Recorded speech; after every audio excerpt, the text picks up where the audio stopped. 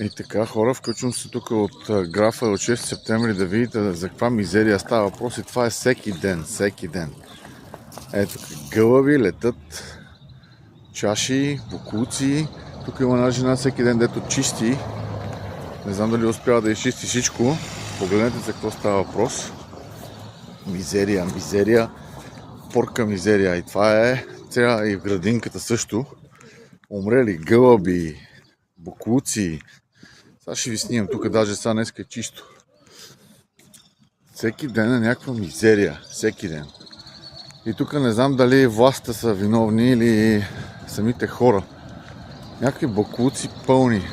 Всеки ден си свърлят не знам какво и някакви умрели гълъби. Тук се едно сме не знам къде. Даже бих казал, че днеска е добро състоянието. Тук обикновено всичко е в бокуци на тия купчета. Ето и тук някакви гадове ядат, някакви други гадове. Ужас! Пълна мизерия в центъра на София. Да не говорим за плочките, които са изпочупани, естествено, нали? Никой няма кой да ги оправи. Ето и тук ще покажа малко по-насам, където не минават също коли. Всичко изпочупано. Ето и тук на ъгъла само фърлят бокуци и мизерии, пък си мият заведението тук всяка сутрин или всяка вечер, не знам.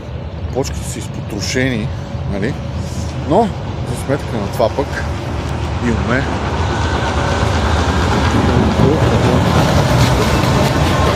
зона. Имаме зона нарушение, нали? Тук на тротуара правим зони. Ето пак да видим изпочупаните почки. И така, народа. Тая мизерия сме свикнали. Ето пак изпочупани почки. Колоездачи минават. Насякъде си карат. Било им зле на колоездачите. Много им е добре, карат си по графа и нищо им няма. Но най-вече заради мизерията исках да ви снимам. Да видите за какво става въпрос. Центъра на София.